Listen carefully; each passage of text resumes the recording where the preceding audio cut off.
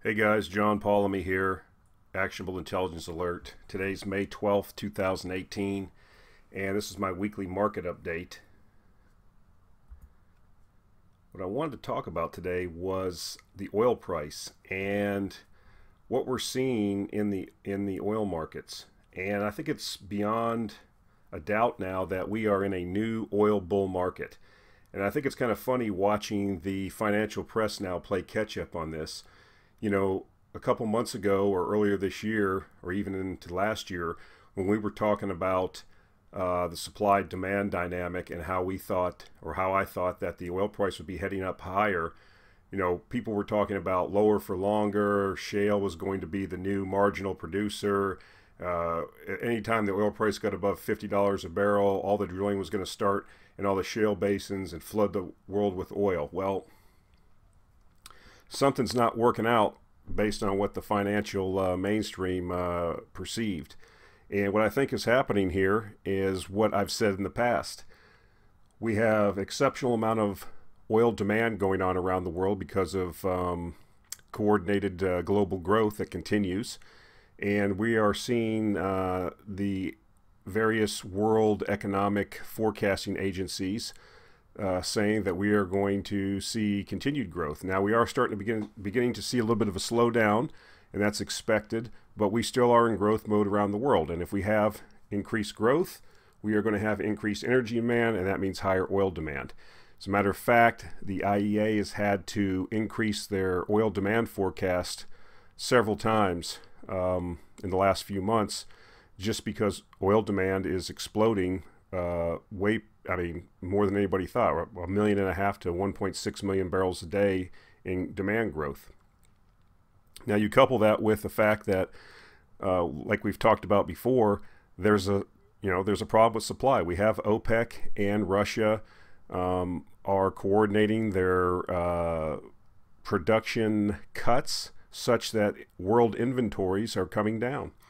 And one of the things I wanted to talk about concerning that was the recent first quarter commentary from Goehring and Rozencwajg. This is a natural resource fund that publishes quite a bit of free research, and I will put a link to their first quarter 2018 commentary.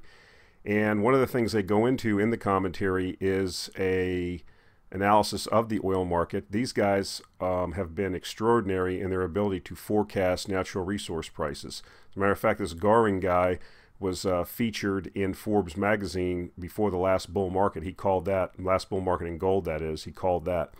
So I make sure that I get on their mailing list, and I'll put a link to their website, and I suggest you do the same.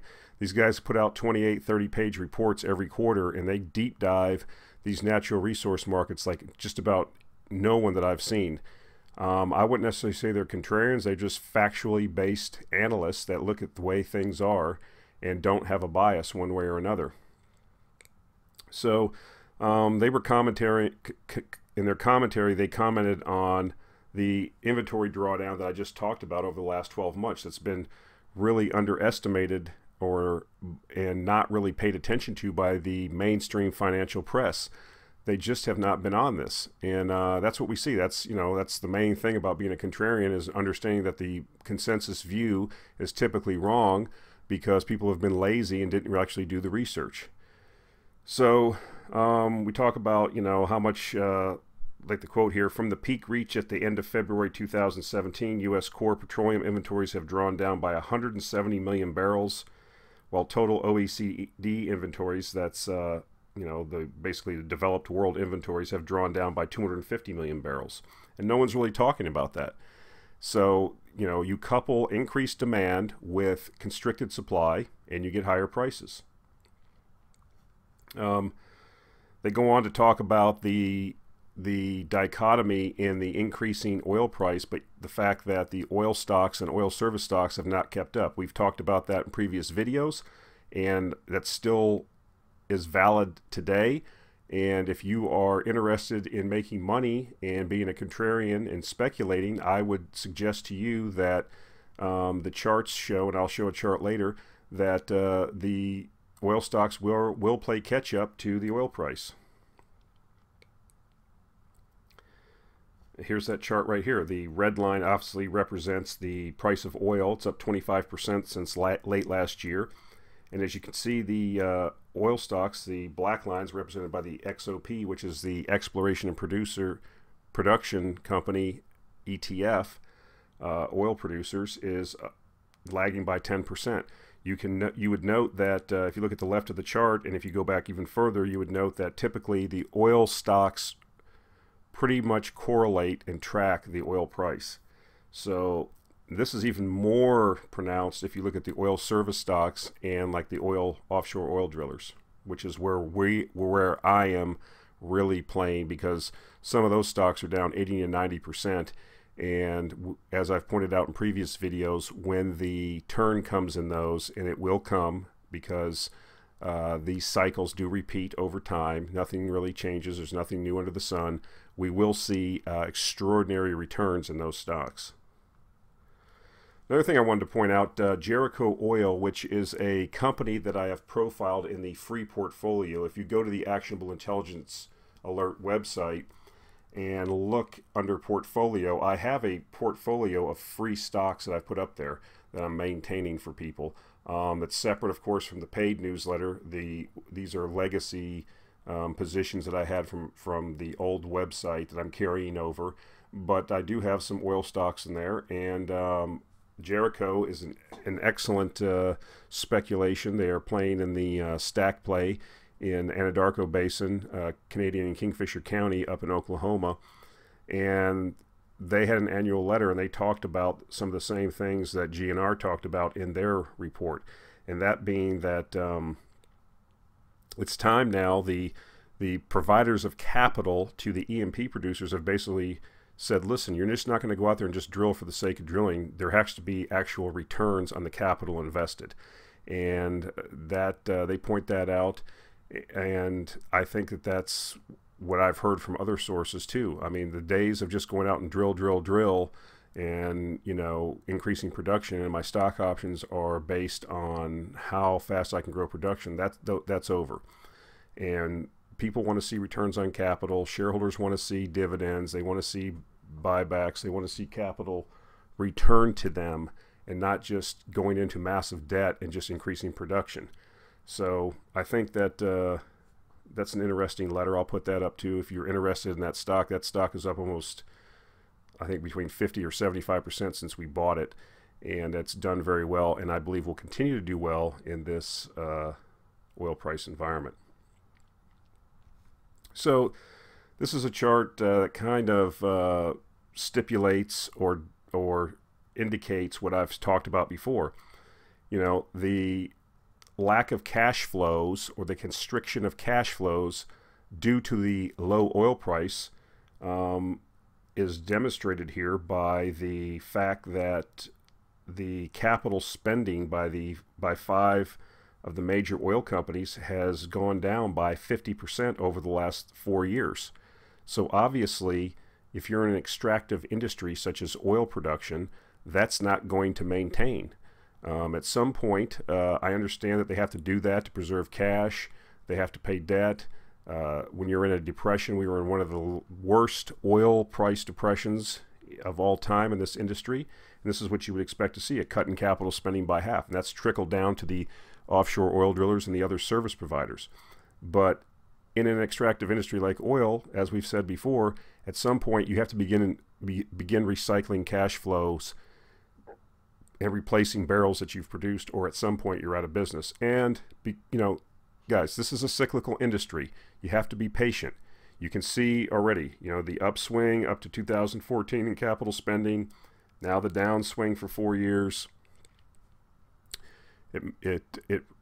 What will happen as cash flows increase and confidence begins to build among these boardrooms and these managements, they will start committing to recycling those huge cash flows into new projects, specifically large projects offshore, which is where we expect to see massive gains in our offshore oil drillers.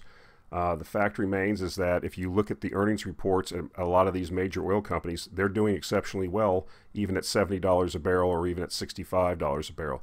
There's tremendous profits and cash flows are reported by a lot of these majors. So, you know, Oil companies are in the business of drilling for and finding oil. So I expect that once they get their confidence back and get their mojo back, you're going to see them go out and start doing that. It's just a matter of time. So the big news over the last couple of weeks is President Trump's decision to rescind the Iran nuclear deal and reimpose sanctions on Iran. And there was a lot of jabbering and lip flapping, gum flapping about this as being the cause of the recent rise in the oil price. It's tertiary at best. It might add a little bit to what's an already bullish environment. But I think one of the things that's not being discussed as much and should be is the continued collapse in the Venezuelan oil industry. I mean, take a look at this chart. It's a couple months old, but I think it reflects what I want to get across here. You go back to April 2017, and you had Venezuelan oil production at 2.2 million barrels per day, and as of March of this year, it's down by about 600,000 barrels a day, down to 1.5 million. And what I'm reading, I'm following this situation very closely because I think after the Maduro regime goes away and after the wheels completely fall off the country, there's going to be a tremendous opportunity in Venezuela. They'll have no choice but to have foreign capital come back in down the road, but that's another story. But I think I follow it very closely because what I'm hearing and what I'm reading is that oil production could actually drop under 1 million barrels a day in Venezuela. Now this is the country with the largest reserves in the world, and it's conceivable they could drop under 1 million barrels a day. And this is a heavy crude, just like Mexican crude, which really ends up at a lot of the refineries on the Gulf Coast of the U.S. And this, I've said this before, we don't really have the ability to refine all the Permian crude that's coming out. It's a different quality, higher quality, and the refineries are kind of tuned up to refine this heavier crude. And, you know, dropping under 1 million barrels a day, in addition to adding to the already constricted OPEC production and the increased demand, just exacerbates an already bullish environment for oil prices. And I very rarely see anybody in the press talking about this. So, as I already said earlier in this video, I mean, we've got a double bottom here in ENSCO. That's my go-to offshore oil driller. This thing's down about 85–90% since the top. And you can see the double bottom that's here in place. Okay, I think we're coming out of that now. I think we're starting to turn upwards. It'll be interesting to see what happens over the next coming weeks. One of the things I want to point out to you guys, if you don't already know this, is that if you're thinking to yourself, well, I'm hearing what John's saying, and I'm not really convinced that the oil price is going to stay up here or go higher. Even if it stays at this price, guys, I think that the amount of cash flows that will be generated by the large IOCs and the state oil companies will be sufficient to generate increased activity offshore. And what you need to understand is if you wait till you can see it in the bottom line of these companies, you're going to be too late. Remember something about the stock market. It's forward-looking by 6 months to a year. So once the perception, once the view begins to change on the street and among investors and people, money managers, that energy is on the upswing, specifically oil, you're going to see these stocks move in anticipation of a better business environment. So if you're sitting around saying, well, I'm going to wait a couple quarters and see what happens, you're going to miss the big move. And I think these stocks are, you got a double bottom in place here, and it'll be very interesting to see how these companies react over the next few weeks and months if the oil price maintains its current price or moves higher. So if you're not positioned already, I would consider taking a position. I've been adding to some of my other oil service providers, specifically in the frac sand area. That's one of the companies that I follow in the Actionable Intelligence Alert newsletter. I might as well go ahead and plug that. I really encourage guys to take a subscription to the Actionable Intelligence Alert newsletter. It's 12 issues per year, $79 per annually, and that's really I'm focusing on the big upside picks. And I think that if you take a subscription to the newsletter, you will not be disappointed. But anyways, to focus back on what I'm expecting here, like I said, as cash flows increase at the big oil companies, they're going to begin recycling it, and you're going to see it trickle down. The earnings reports weren't that great last quarter for a lot of these companies, but like I said, you got to be forward-looking when you're looking at this stuff. So that's where we're at. Still pretty excited about the what's happening in the oil markets. I still think that the view is going from bad to less bad. That's what we want to see. And I think we're going to begin seeing more and more analysts and money people and the financial press start shifting their view from the lower price for longer to focusing on the demand-supply dynamics that are happening around the oil price. So we're expecting good things for the rest of the year at the oil price. I mean, the summer driving season kicks off in the U.S. on Memorial Day. That's coming up in a couple weeks. And I think that people are going to be shocked about how high gasoline prices go further on to this year. And at some point, I think that the oil price is going to be the thing that pushes the economy into a recession, not interest rates. But that's another topic in another video. So that's it for this week, guys. I appreciate you listening. Hit that subscribe button. Share the videos with your friends and neighbors. And we appreciate the support. We'll talk to you next week. Thanks.